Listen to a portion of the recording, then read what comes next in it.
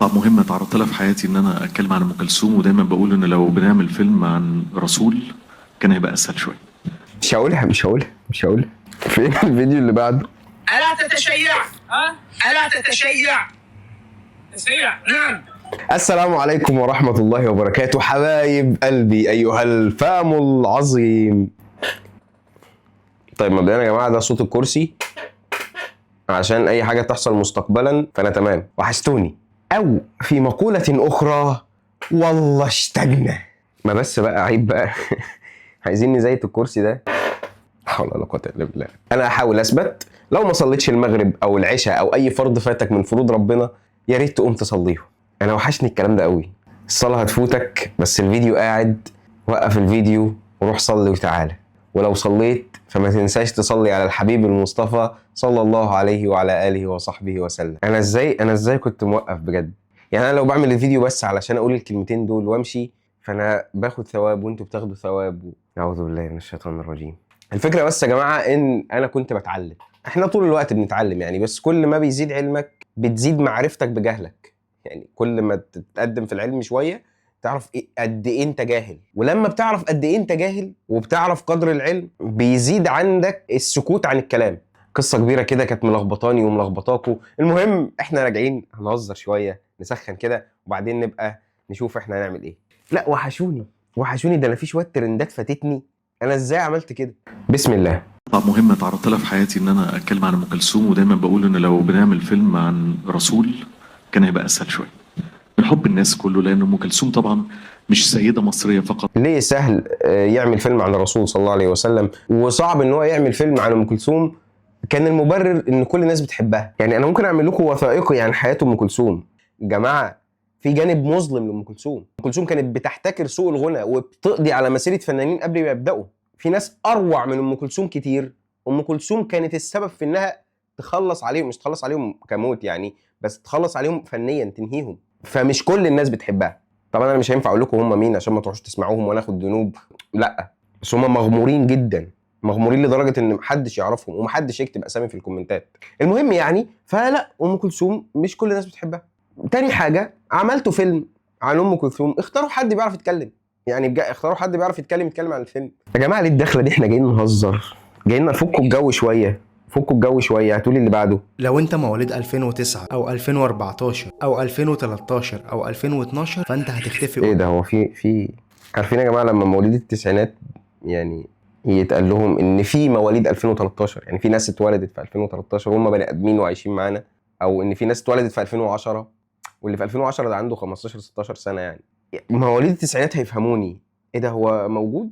الناس دي بقى تختفي ليه؟ قريب ليلى عبد اللطيف طالعه بتقول للناس المواليد دي هتختفي من على وجه الارض. ليلى عبد اللطيف بتتنبأ ان المواليد اللي انا قلتها دي هتختفي تماما. هتروح فين؟ معلش يشغلني اعرف 2012 و2013 اعرف هيروحوا فين. عبد اللطيف بتقول لك ان في فيروس في 2026 هينهي على البشريه وبالذات المواليد دي. يا بنت اللعيبه يا لولا. هاو طيب يعني الفيروس معاه تواريخ الميلاد اللي هو انت كام؟ انت ديسمبر 2011. لا معلش فاضل لك يومين وتبقى 2012. مش هاخدك، مش هصيبك انت 1/1/2012 تعالي معانا. يعني ايه الفيروس هيجي بالسنين؟ لا وسنين متفرقه. يعني عارف انت اللي هو انا هاخد السنه دي والسنه دي لا، قال لك هاخد 2013 طب 2014 لا. يعني انا لو معايا 4 قاعدين في الاوضه سنين مختلفه الفيروس هيجي ينقي؟ مش هيحصل. احنا كمسلمين مش مؤمنين ان لما حد يجي يقول لنا حاجه نصدقه. الست دي غريبه شويه، لما تيجي تقول لك حاجه بتحصل فعلا وبتقول لك ان بص بقى هنا التويست. وانا عرفت المنشن ليه. ما ينفعش يكون في دجال او عراف وتصدقه. طب يا فرموز اصل قال لي قبل كده وكلامه حصل، قال لك 10 صح وقال لك 100 غلط. ولو قال لك ال100 صح برضه ما ينفعش تصدقه، لان المسلم عنده عقيده وايمان انه لا يعلم الغيب الا الله، وعنده عقيده وايمان ان من اتى دجالا او عرافا فصدقه فقد كفر بما انزل على محمد صلى الله عليه وعلى اله وصحبه وسلم. فبعد اذنك ما تسمعش اصلا.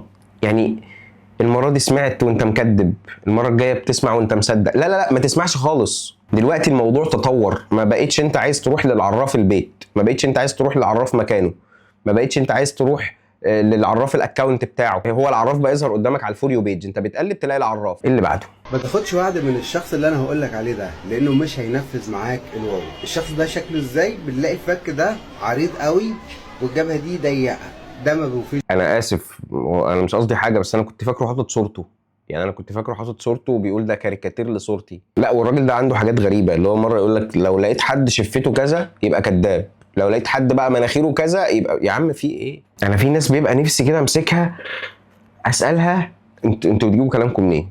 فاهم؟ تبقى دماغه كده قدامي واساله انت بتجيب كلامك منين؟ فين مصدرك؟ على اي اساس قلت الكلام ده؟ اللي بعده ما تعملولناش مشاكل. دكتور محمد المغربي بقى والترند، ما ده هيستدعي ان الواحد يتكلم بجد وانا مش عايز اتكلم بجد، انا عايز اهزر.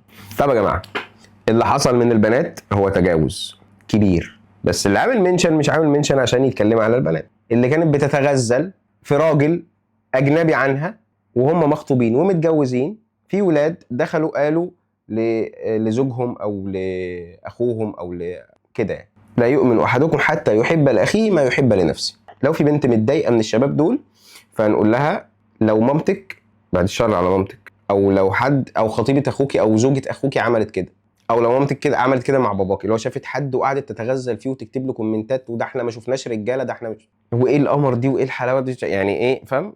فايه بقى؟ احنا عندنا دلوقتي هنا واحده غلطت انها بتتغزل في واحد وهي في عصمه واحد تاني، بتتغزل في واحد وهي مخطوبه لواحد تاني، بتتغزل في واحد هو مش جوزها. يعني يا فرماوي تستاهل نروح نقول لجوزها يا ربك اراد كده؟ سبحان الله. شوفي عامله كومنتات لبني ادمين مين وربك سترها جت في دي.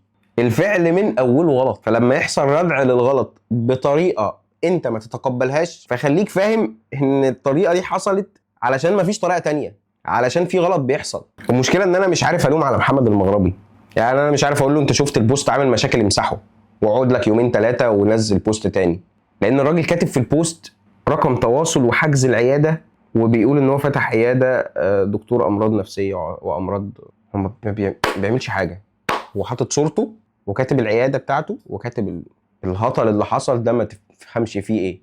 زوجك مش مالي عينك طلقي، لكن الراجل ما يتغفلش. خطيبك مش مالي عينك افسخي، لكن ما يتغفلش. يا فرماوي كده الانثى انثى ايه بقى؟ يا خلت فيها انثى.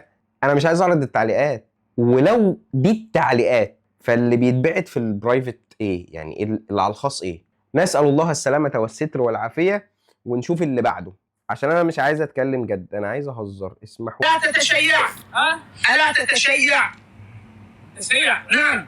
يا جماعه الراجل ده قاعد في التايم سكوير على طول، في اي حق اتعدل ليه؟ في ايه؟ انا ما عنديش كرش، هو باين صغير. المهم ان الراجل ده في التايم سكوير قاعد بيدعو الناس للتشيع، فاحنا عايزين حد من اهل السنه يزحموا هناك، يعني يديله مناظره هناك، يعني يسخنوا الدنيا كده. او بيجي على الناس، يعني معلش، يعني الناس اللي منتشرين في تايم سكوير هم مش في الدين قوي، يعني برضو الدنيا كل واحد بيقدر على قد ما يقدر يعرف في الدين، فهو مش متخصص عقيده علشان يعرف يرد على كل اجابات وبتاع، وتلاقيه ماشي بكتب كتب على ضلال طبعا، بس التاني برضو مش ماشي بكتب. التاني يعني عارف انت اللي هو لما تجيب حد قاعد بيطلع يتصيد اخطاء ويجيب احاديثه، يعني مثلا اللي مكلمه ده مش عارف يكلمه في السند، مثلا لو قال له على حديث مش عارف يكلمه في سنده، مش عارف يقول له ان فلان اللي في السند اللي انت بتقوله ده كذاب والناس شهدوا له بالكذب واتكتب فيه كتب ان هو كذاب وانه ما ينفعش يروي، مش عارف يقول له ان الحديث اللي انت بتقوله ده منقطع. يعني مثلا فلان عن رسول الله صلى الله عليه وسلم، مثلا فلان ده مات وبعدها ب 80 90 سنه جه فلان، فتكلموا مع بعض ازاي؟ خدوا عن بعض ازاي؟ وتلاقيهم بكل غرابه كده في الاحاديث. سمعت منين؟ منهجيه الاسناد عندهم مضروبه، فهو بيوقف ناس مش يعني لا تعلم ده. فنداء الى كل الناس اللي في تايم سكوير او اللي قريبين من تايم سكوير، يا جماعه ادخلوا علشان بيستغل يعني عدم المعرفه الكافيه عند الناس. اللي بعده، معلش يا جماعه اتكلمت بجد عشان ده موضوع مهم، انا بعتذر لك ليه ان انا اتكلمت، ما اتكلم بجد. حول ولا قوه الا بالله، لا حول ولا قوه الا بالله. طب يا جماعه كلمه هذا الفيديو الرائع طبعا هي انك ما تتضايقش لما تنزل. مفيش مسلمين على يعني خط واحد، مفيش واحد منتظم في الورد ما بيفوتش ولا ورد، منتظم في الصيام ما بيفوتش 2 مفيش حد كده، انما هي ساعه وساعه، هي مفيش حد كده في الدنيا، حتى الصحابه طب ده معناه ايه؟ ده معناه ان انت الكيرف بتاعك ده لو حصل لك يعني انتكاسه كده صغيره تعمل ايه؟ اولا تجري على صحبه صالحه، ثانيا تشوف ايه اللي بيعلي الهمه وايه السبب في الانتكاسه وتحاول تغيره، طبعا قبل كل دول تكون بتدعي ربنا. رابعا بقى وده الاهم، الكيرف كده وبينزل ويطلع، شايف في الطلعه دي دغدغ الدنيا. يعني وانت في علو همتك كده لما تحس ان انت في همه، دخلت المسجد صلي السنه، اقرا ورد قران. انت داخل تصلي الظهر بس صلي السنه واقرا الورد وقول الاذكار. انت في همه عاليه، اذكار صباح ومساء، اللهم صل وسلم وزد وبارك على سيدنا محمد وعلى اله وصحبه وسلم، صلي على الحبيب المصطفى. انت في همه عاليه، صوم اثنين وخميس. طول ما انت في همه عاليه احرق كتير قوي، فلما تيجي تنزل مش هتنزل قوي، هتنزل حته صغيره وهتعرف تلحق نفسك اسرع. فمن الاخر كده لما تفوق كسر الدنيا، ما تعملش العادي عشان لما تنتكس تعمل العادي. وده مش في الصلاه والعباده بس، وده في الشغل وفي اي حاجه تانية كمان، في المذاكره في اي حاجه. اللي هو في ناس تيجي تقول لك ايه، همه عاليه هوب فيذاكر نص شابتر، مع انه يقدر يكمل تاني، بس يقول لك لا بس ده نص شابتر في يوم ده حلو جدا، خد شابتر واتنين عادي. ما طالما الهمه جايباك روح، ما انت هتقع يعني، تيجي وتتقفل من الكتاب وتبقى عايز ترميه. الشغل كذلك، خدت تاسك 2 يا عم حلو عليهم اليوم ده، انت في همه عاليه دوس عشان لما تيجي في الوقعه يستحملوك. مثلا انا في يوم كذا عملت كذا. الانسان كيرف كده طالع نازل في كل حاجه، ففي وقت الهمه العاليه دغدغ الدنيا. الى هنا انتهى لقاؤنا، اشوفك الفيديو اللي جاي على خير ان شاء الله. يا نهار ابيض، الله اكبر الله. طيب انا هقوم اصلي، كان في المفروض سبوت هنا ينور هنا ما نورش، نسيته. الفيديو اللي جاي بقى